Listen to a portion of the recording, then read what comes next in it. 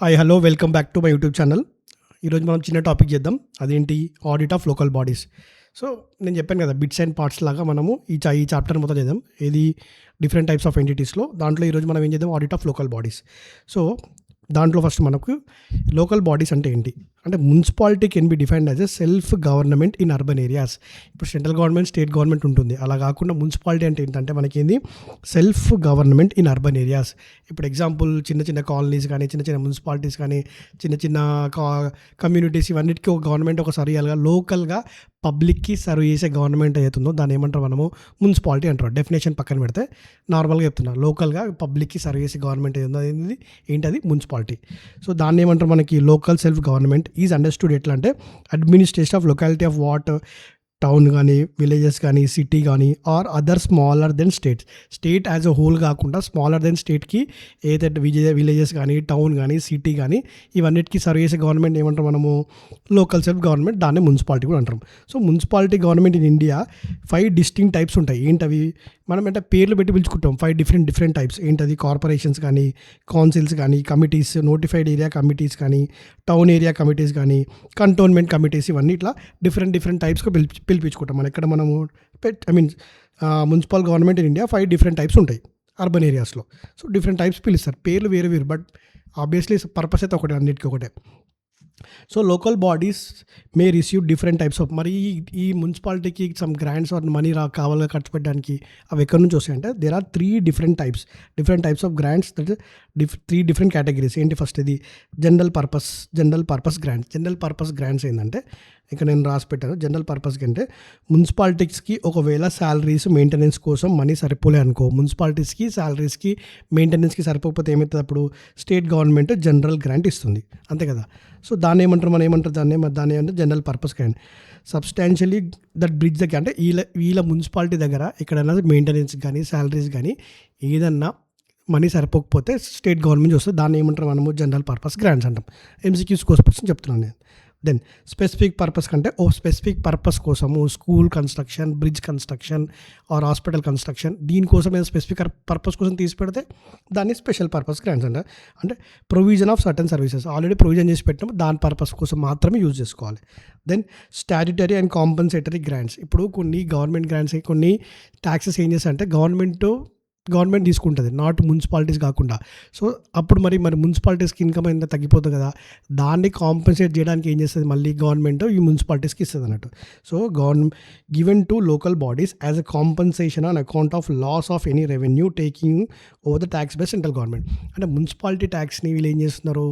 Municipality ట్యాక్స్ని state government or central government ఏదైనా తీసుకున్నారు, లోకల్ గవర్నమెంట్ తీసుకుందనుకో, దాన్ని కాంపెన్సేట్ చేయడానికి మళ్ళీ మున్సిపాలిటీకి సెంట్రల్ గవర్నమెంట్ ఏం చేస్తుంది? మళ్ళీ డబ్బులు ఇస్తుంది. దాన్ని ఏమంటారు? Statutory compensatory grants. సో మొత్తం 3 టైప్స్. ఒకటి general purpose, specific purpose, statutory and compensatory grants. 3 types ఉంటాయి. So expenditure income by the municipalities and corporations can be broadly classified under the following heads. ఎట్లా అంటే, ఎక్స్పెండిచర్ డిఫరెంట్ ఎక్స్పెండిచర్ ఉంటాయి. ఏంటి మనకి? Municipalities దాంట్లో ఏమేమి డిఫైడ్? ఆబ్వియస్లీ జనరల్గా చదివితే అర్థమైపోతుంది. General administration and revenue collection, public health కోసం అంటే హాస్పిటల్స్, ఇవన్నీ సేఫ్టీ అంటే fire, education, public works, other interest payments, ఇవన్నీ. So these are the municipalities and incorporate that directly classified. అంటే ఎక్స్పెండిచర్ ఎన్ని రకాలుగా డివైడ్ అవుతాయని చెప్పింది ఉంది. Then property tax and octroi అనేది ఇప్పుడు లేదు, అబాలిష్ అయింది. ఆక్ట్రై ఏంటంటే, నీ మున్సిపల్ లిమిట్స్ నుంచి వేరే మున్సిపల్ అంటే వేరే, ఇప్పుడు ఎగ్జాంపుల్ మన విజయవాడ నుంచి హైదరాబాద్ మున్సిపల్ నుంచి వస్తున్నారు అనుకోండి, ఆ విజయవాడ నుంచి మన మున్సిపాలిటీ ఏరియాస్కి వస్తుంది కాబట్టి ఆ ట్రాన్స్పోర్టేషన్ నుంచి మనం కొంచెం మనీ కలెక్ట్ చేస్తాం. దాన్ని ఆక్ట్రై అంటాం. ఇప్పుడు అసలు లేదు, వేరే రకాలుగా అబాలిష్ అయిపోయింది, వేరే రకాలుగా యూస్ చేసుకుంటున్నాం మనం. జిఎస్టీలో వేరేలా ఉంది, బట్ ఐసీ ఇంకా అదే వాడుతాం. కూడా మనం ప్రాపర్టీ ట్యాక్స్ అనేది నెక్స్ట్ ఆక్ట్రై అనేది major source of revenue for municipal authorities ఉంటాయి ఇంతకుముందుకు. So taxation powers of the corporations are confined to few items are generally compulsive నేచర్గా ఉంటుంది జనరల్గా. సో ఇప్పుడు మనం చూద్దాం some of the aspects. Financial administration ఎట్లుంటుంది? ఫస్ట్ ఫైనాన్షియల్ అడ్మినిస్ట్రేషన్, అసలు మున్సిపాలిటీలో ఫైనాన్షియల్ అడ్మినిస్ట్రేషన్ ఎట్లుంటుంది? సో దాన్ని చూద్దాం మనం. ఫస్ట్ బడ్జెటరీ ప్రొసీజర్స్ అంటే ఇట్ ఇంక్లూడ్స్ ఫైనాన్షియల్ అకౌంటబిలిటీ. ఇది బడ్జెటరీ చేయడం వల్ల ఏమవుతుంది? నీకు అకౌంటబిలిటీ ఒకటి క్రియేట్ అవుతుంది. Accountability and control of expenditure మీద మనకు కంట్రోల్ వస్తాయి అంతే కదా. ఇప్పుడు ఒక పర్టికులర్ ఎక్స్పెండిచర్కి నువ్వు బడ్జెట్ వేసి పెట్టినావు అనుకో, దాని మీద కంట్రోల్ వస్తుంది. మెయిన్ పర్పస్ ఏంటి, the main objective is to ensure that funds ఏదైతే మనం రేజ్ చేసినామో and monies are spent by the executive department as per the rules and regulations. మనం ఏదైతే మనీ రేజ్ చేసినామో అది as per the rules and regulations అయి ఉండాలి. Next that should be sanction by the competent authority. ఇది నార్మల్గా ఎప్పుడు వచ్చేది గవర్నమెంట్ ఆడిట్లో కానీ ఈ వర్డ్కి ఏ వర్డ్ గుర్తు రాకపోతే రాయొచ్చు. ఏంది, as per the rules and regulations as per the sanction authority. ఇది rules and regulations within the limits sanctions and authority ప్రకారం వెళ్ళాలి. సో బడ్జెటరీ ప్రొసీజర్ చేయడం వల్ల ఒకటి నీ కంట్రోల్ ఉంటుంది.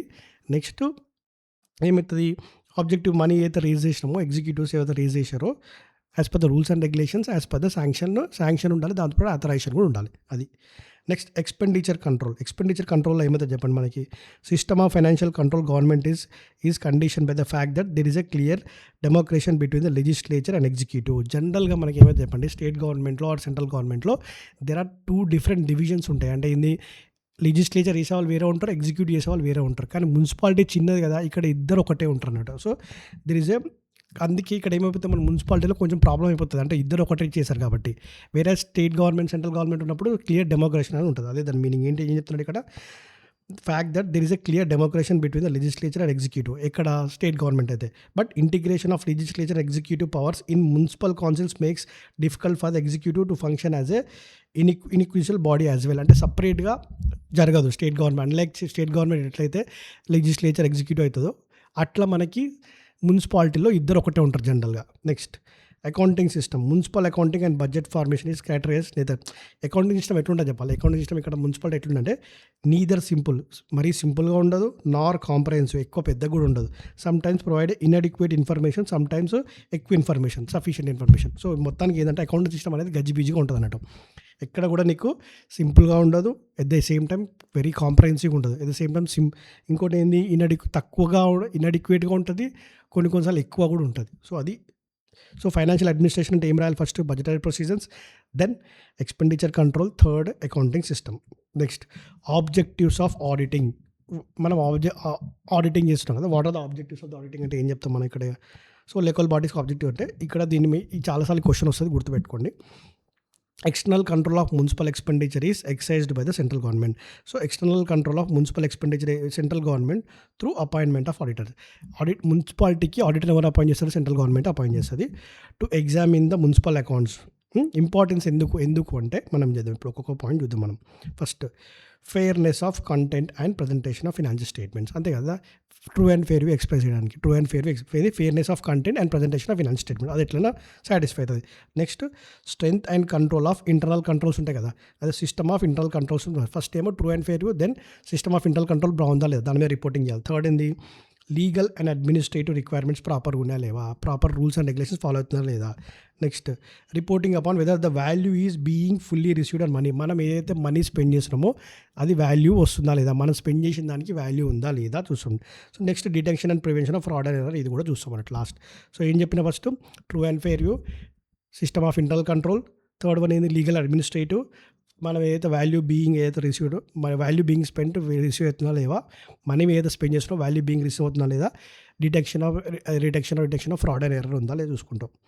Next audit program for local bodies చూద్దాం మనం. ఇక్కడ నేను రాసి పెట్టాను, చూద్దాం. ఆడిట్ ప్రోగ్రామ్ లోకల్ బాడీస్ అంటే ఫస్ట్ స్టేట్ గవర్నమెంట్లో ఉన్న local fund audit wing independent audit conduct చేస్తుంది. స్టేట్ గవర్నమెంట్లో ఒకటి ఉంటుంది డిపార్ట్మెంట్, అది ఏంటది లోకల్ ఫండ్ ఆడిట్ వింగ్ అనే డిపార్ట్మెంటు మొత్తం ఆడిట్ కండక్ట్ చేసి పెడుతుంది. సో అది దాని మీనింగ్. ఫస్ట్ ఏంటి మనకి అపాయింట్మెంట్ ఎవరు వేశారు, local fund audit wing of central government is in charge of audit of municipal accounts, అది. నెక్స్ట్ ఆడిటర్స్ కన్సర్న్ ఏంటంటే సేమ్ ఆబ్జెక్టివ్స్ ఇందాక చెప్పాను కదా, ఇది ట్రూ అండ్ ఫెయిర్ వ్యూ కానీ next system of internal controls, అవే ఆబ్జెక్టివ్స్ ఇక్కడ రాయాలి. Auditors concerns, rules and regulations చూద్దాం. నెక్స్ట్ రూల్స్ అండ్ రెగ్యులేషన్స్ ఏంటంటే మున్సిపాలిటీ చేసిన ప్రతి ఎక్స్పెండిచరు లా ప్రకారం జరుగుతుందా లేదా అనేది ఆడిటర్ వెరిఫై చేస్తాడు, అంతే కదా. ఇక్కడ ఏముంది మీనింగ్, ఇక్కడ auditor should ensure that expenditure incurred conforms to the rules and regulations and framed by the competent authority. Authorization అంటే he should ensure that all the type of sanctions ఉంటాయి కదా, ఏవైతే శాంక్షన్ ఉందో కాంపిటెంట్ అథారిటీ ఎవరైతే దానికి competent ఉన్నారో వాళ్ళు మాత్రమే శాంక్షన్ చేసి పెట్టాలి. నెక్స్ట్ ప్రొవిజనింగ్ అంటే ఏంటి, ఇక్కడ రాసి పెట్టాను బడ్జెట్‌లో ఒక వర్క్ కోసం మనం ముందుగానే మనము అలొకేట్ చేసి పెడతాం కదా! ఆ అమౌంట్ మాత్రమే స్పెండ్ చేయాలి. బడ్జెట్‌లో ఈ వర్క్ కోసం ఇంత మనీ అని చెప్పి ఆల్రెడీ స్పెండ్ చేసామనుకో అదే అమౌంట్ స్పెండ్ చేయాలి. అది ప్రొవిజనింగ్. దెన్ పర్ఫార్మెన్స్ ఏంది? You should check that different audit programs are running economically and getting expected results ప్రాపర్‌గా ఉన్నాయి. మనం ఆడిటర్ ఎక్స్‌పెండిచర్ ఒకటే కాకుండా ఏం చేయాలి? పబ్లిక్‌కి దీనివల్ల బెనిఫిట్ వస్తుందా లేదా అని చెప్పి చెక్ చేయాలి.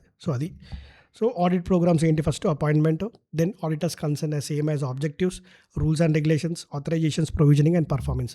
సో ఇది వెరీ చిన్న topic, audit of local bodies. Then next క్లాస్లో మనం వేరే 2-3 టాపిక్స్ కలిపి చేయడానికి ట్రై చేద్దాము. నెక్స్ట్ క్లాస్లో కలుద్దాం. Bye bye, see you.